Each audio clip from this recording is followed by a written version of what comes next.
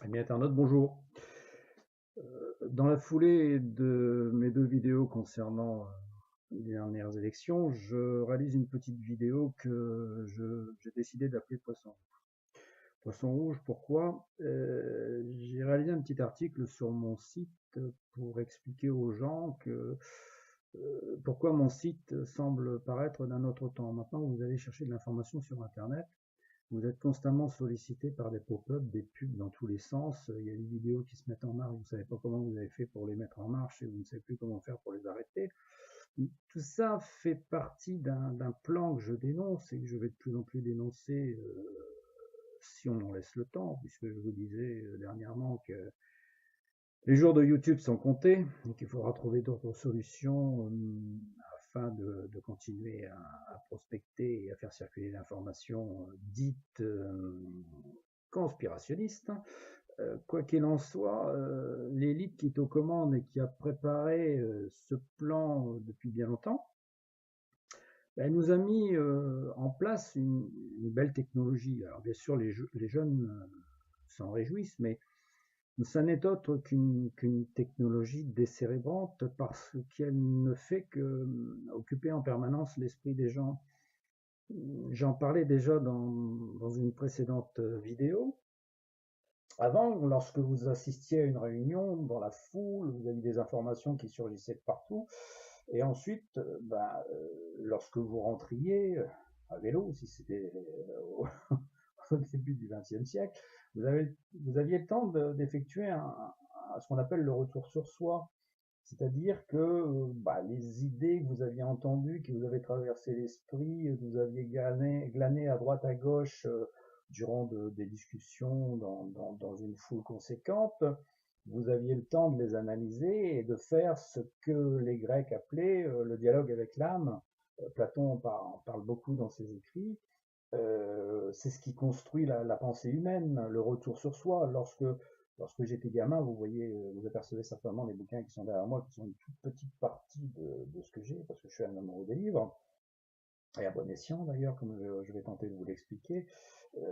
Vous preniez un livre, vous vous retrouviez en symbiose avec vous-même, vous vous faisiez une idée de ce que l'auteur essayait, le message qu'il essayait de faire passer, vous étiez d'accord ou pas d'accord, vous étiez obligé de vous construire des images. Je vais vous prendre à titre anecdotique.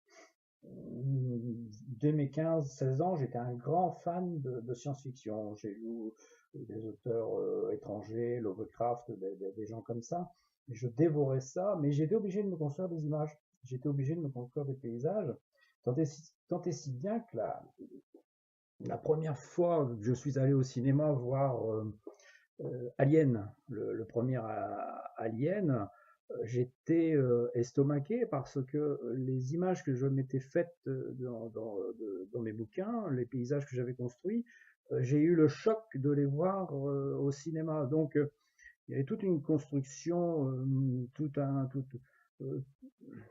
oui, toute une construction de l'intelligence qui ne se fait plus maintenant parce que les jeunes, on les bombarde d'images qui sont parfois magnifiques. Dans les jeux vidéo, vous avez des trucs que lorsque je les vois, je suis moi-même sur le cul.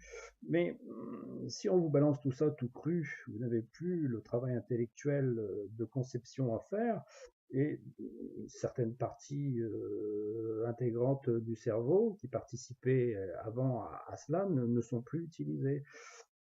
Et malheureusement, lorsque vous allez sur des sites, vous vous rendez compte que vous êtes constamment sollicité de manière à ce que votre esprit ne puisse pas avoir le temps de se fixer sur un but précis. Vous n'avez plus la possibilité, on fait tout pour que vous n'ayez plus la possibilité d'aller voir un sujet en profondeur.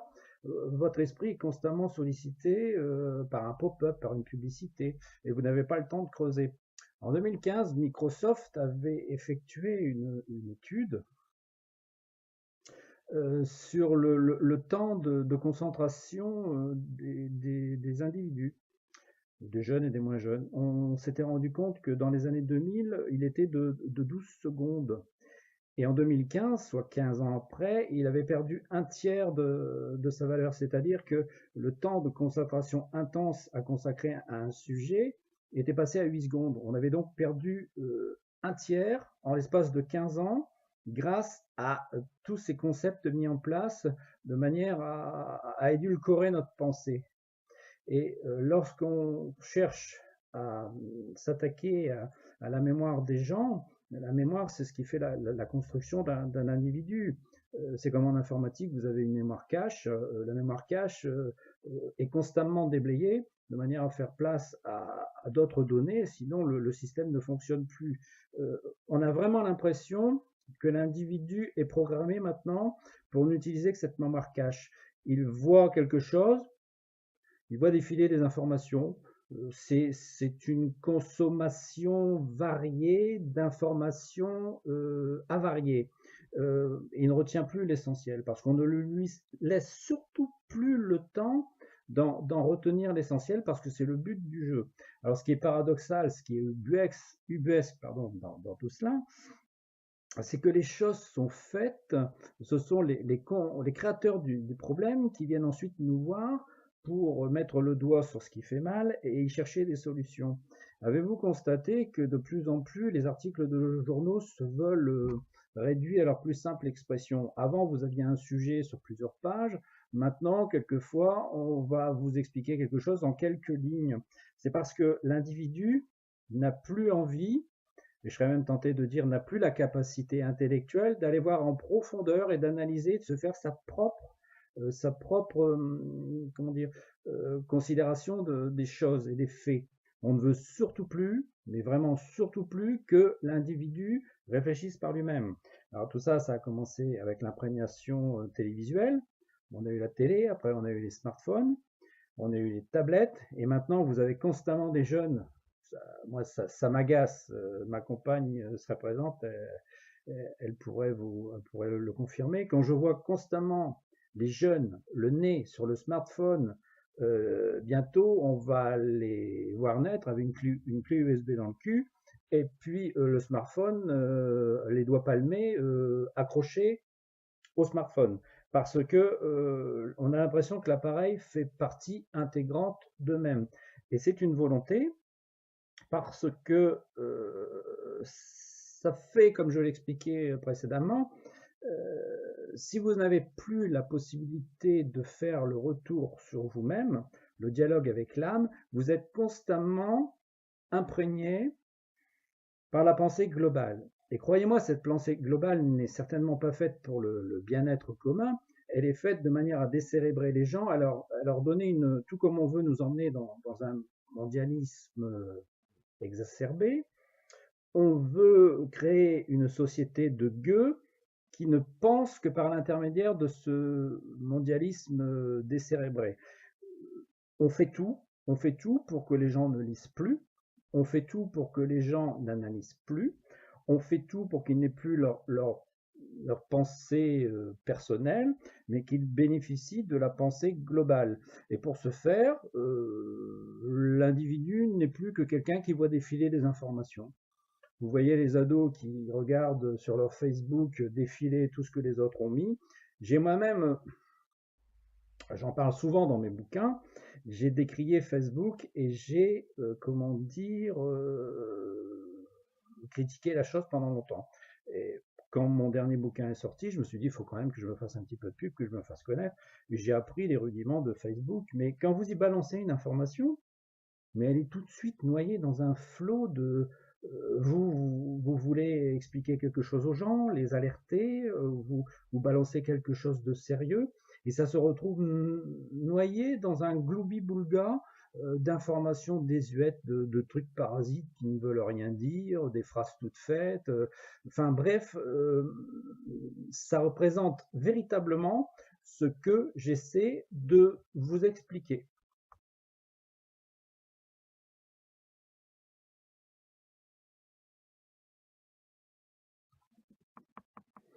Donc on est en train de modifier en profondeur le système de pensée de l'Homo sapiens economicus erectus, et c'est en voie de concrétisation et de parfaite réussite.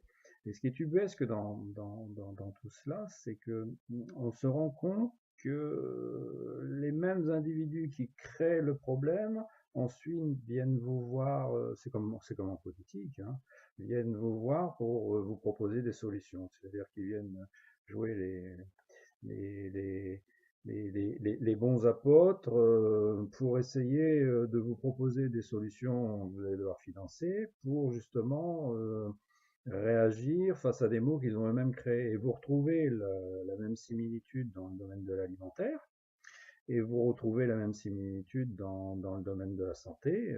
On crée des maladies de toutes pièces en nous faisant manger de la merde, et ensuite on nous propose des solutions, des médicaments miracles, style Mediator, qui vont anéantir quelques centaines, voire quelques milliers d'individus.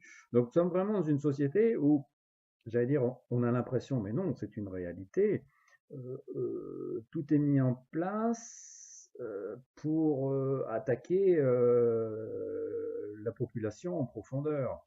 Je vais tenter de prononcer correctement le mot. Les Georgia Guidestone aux États-Unis, en Géorgie, c'est un mégalithe qui a été créé dans les années 80. On ne sait pas qui l'a financé.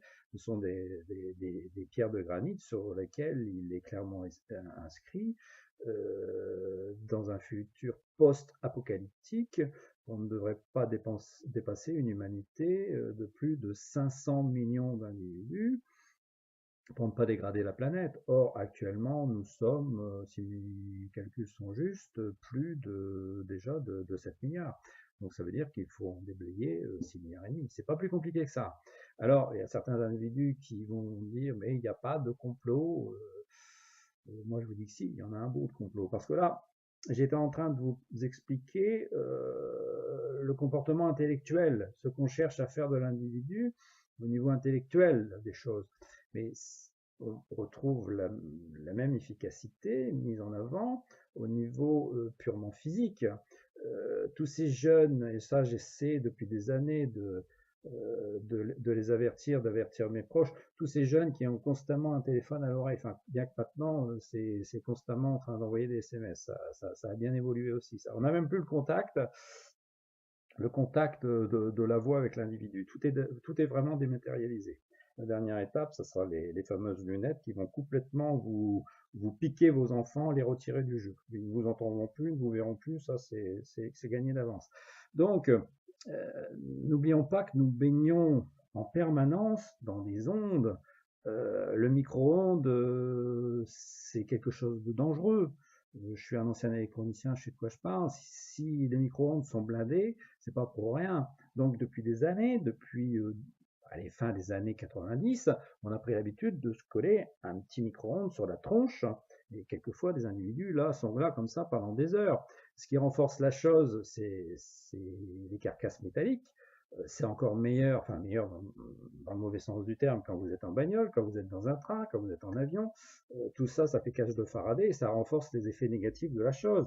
Nous baignons en permanence dans des ondes, à tel point que de nouvelles maladies se sont développées, qui commencent à être tout juste à être reconnues par certains toubibs, mais qui sont bel et bien là et qui excitent le système nerveux, qui créent de nouvelles pathologies et qui bientôt, je le dis depuis un bon moment, vous allez avoir des tumeurs cancéreuses au cerveau, ça va sortir de partout, ça va sortir par dizaines de milliers, simplement parce qu'on a refusé l'industrie, les industriels de la téléphonie et compagnie ont refusé de reconnaître les évidences et ont payé les experts pour qu'ils ne disent pas la vérité. Donc vous voyez bien qu'on est dans un système où intellectuellement on veut diminuer l'individu, physiquement on veut le diminuer par le biais de ce qu'on lui fait manger, la manière dont on le soigne, la manière dont on le plonge volontairement dans une atmosphère qui soit néfaste, dans tous les domaines. Donc ceux qui viendront encore dire qu'il n'y a pas de complot, ou ils sont aveugles, ou ils sont cons, ou les deux à la fois.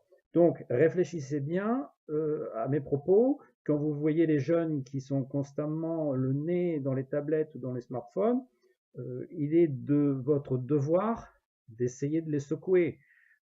Et même en les secouant, croyez-moi, pour remuer la pulpe du fond, ça devient vraiment de plus en plus difficile.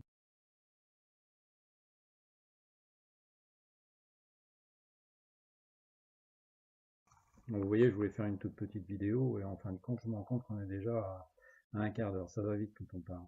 Donc le remède à tout cela, enfin la meilleure façon d'essayer de s'en protéger, c'est, j'allais dire, je prêche par ma paroisse, c'est de revenir à la lecture, d'inciter les jeunes et les moins jeunes à lire sur des sujets, comment dire, à les faire réfléchir tout simplement. C'est le retour à la nature, c'est essayer de se couper quand même un minimum de toute cette technologie décérébrante. C'est facile, aller faire un petit tour dans la campagne, marcher un petit peu. Voilà. Alors en ce qui concerne la lecture, bah, je ne saurais trop vous conseiller de la saine lecture. Dernier regard sur un monde corrompu, comme je vous dis régulièrement, c'est mon dernier bouquin. Je parle de tous ces sujets-là et bien d'autres. Donc n'hésitez pas à me contacter, à m'envoyer un petit mail ou alors simplement bientôt sur le site, dans quelques jours, je vais vous donner l'adresse où vous pourrez acheter ça sous forme e-book. Quelques librairies dans la région Calais, les environs, où vous pourrez acheter les bouquins papier. Et puis vous me verrez peut-être aussi, et ceux qui en veulent, donc à m'envoyer un petit message en envoi, ces petites pubs, vous les verrez peut-être dans votre boîte aux lettres, les petits folders. Alors, vous désirez savoir pourquoi on nous ment sur tout et pour tout, à quelle sauce on veut nous manger après les élections françaises, pourquoi il n'y aura plus jamais de travail pour tout le monde, pourquoi ils ont créé l'Europe et surtout pour qui, le nouvel ordre mondial, l'intérêt de l'émigration pour les élites, le grand remplacement voulu, quelle retraite vous aurez, est-ce qu'ils comptent faire de vos économies, l'arnaque du réchauffement climatique faisant de nous des pollueurs-payeurs, la vérité sur les guerres, les révolutions, les USA, pourquoi Trump fait peur, ce qui anime réellement nos politicards, ce que nous réserve 2017 et 2018, bah ça je vous en ai déjà parlé dans les deux précédentes vidéos, d'où nous venons réellement, de notre véritable histoire et son héritage, la gigantesque arnaque que constitue la NASA et la conquête spatiale, tout cela et bien d'autres sujets sont abordés dans ce bouquin, Dernier regard sur un monde corrompu, en 2 volumes. Voilà, je vous remercie de m'avoir écouté. Prochaine vidéo, promis, je vous parle de la dette. À bientôt, merci.